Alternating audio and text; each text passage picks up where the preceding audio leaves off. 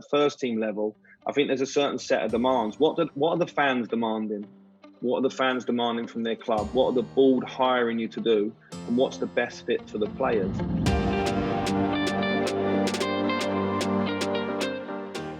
Are there any specific communication theories or tools that you use to help implement your playing style? How do you ensure you get your messages across during training and games?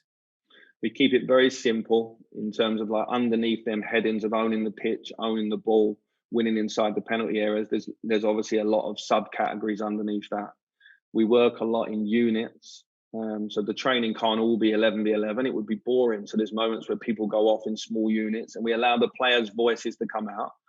I think the most important thing, and I've always said this, again, working as a youth coach, it's your team. We're here to support it and give you a roadmap, a vision. But ultimately, when you're in that change room, it's your team. So we try to get out of the way a little bit, or I do. My style is to try and make the team. So it's a lot about collaboration. I think when you get to first team level, it would be foolish for me not to use the experiences of everybody around. So it's a management team, and then you step back and allow them to talk about how do they want to be perceived as a team? How do they want to play the game? How do we get the best out of their qualities? And I think that gets a lot of buy-in as well. A couple of questions again on the playing style. I think these are linked, Mick, so I'll fire them both at you. Graham Hendry is asking, do you implement a playing style based on your ethos or the quality and suitability of the players at your disposal? And I think you did touch a little on that in your presentation, but linked to that, how important is it to strike a balance between a coach's personal playing philosophy and the abilities and capabilities of the players they have around them? Yeah, they're both linked. I think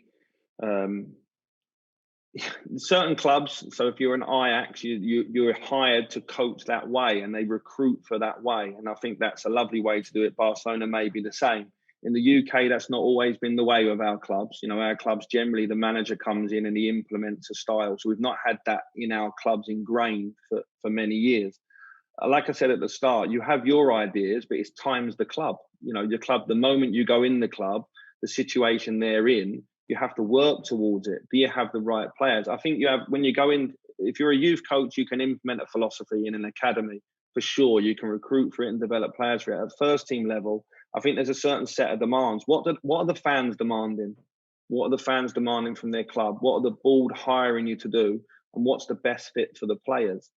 I really love Carlo Ancelotti because I think he's proven at every club he's been at in the last 15, 20 years, and he's worked at all the big ones with the big players, that he's able to find a way to win with the players in the club. And when he leaves that club, the club are generally stable. So I really like, I would encourage people to look at what he's done across Milan, Chelsea, Bayern, PSG, in terms of implementing a style that's unique in each club. And I think that's a real shining light for the rest of us to look at the top coaches getting the best out of their players. So for me, formations are nowhere near as important as the players within them. And I would add to that as well. I think it's a common trend and an increasing trend in football that a board of directors, an owner of a club, a set of fans are really saying to the coach, this is the way we want to be playing. It's up to you to show us that you can actually get our players to play this way. And that's an extra pressure for you guys to be able to handle.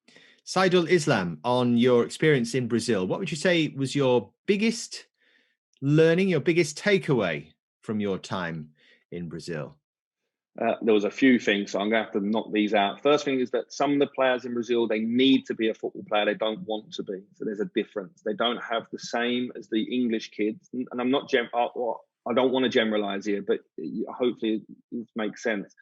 They need to be players for more reasons than just want to be a football. There's social reasons, economic reasons, family reasons for needing to be a football player. I love the playfulness and rehearsal they have. It reminded me of when I was back coaching under 10s, 11s with like Mason Mount and Declan Rice. So it made me realise, come on, these grown-ups you're coaching, these Brazilian internationals, they still love that playful thing of 1v1, 2v2. So keep that in your coaching.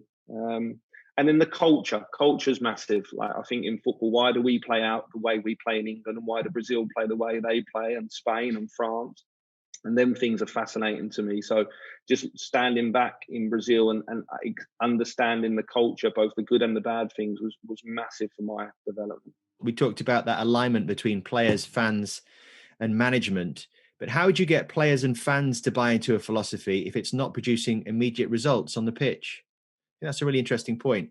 Yeah, I think then you have to control the narrative around it.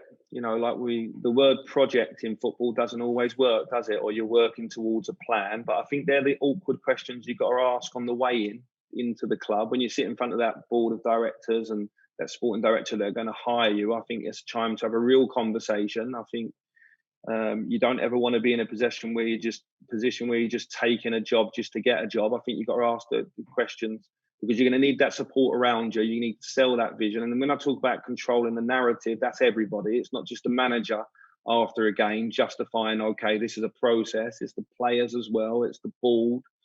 And I think it's important that the media is so important now in terms of its influence on fans, you know, fan media, obviously the big broadcasters as well. I think with social media, with Twitter and Instagram and things like that, that's such an influence on people because they can get information and opinion straight away.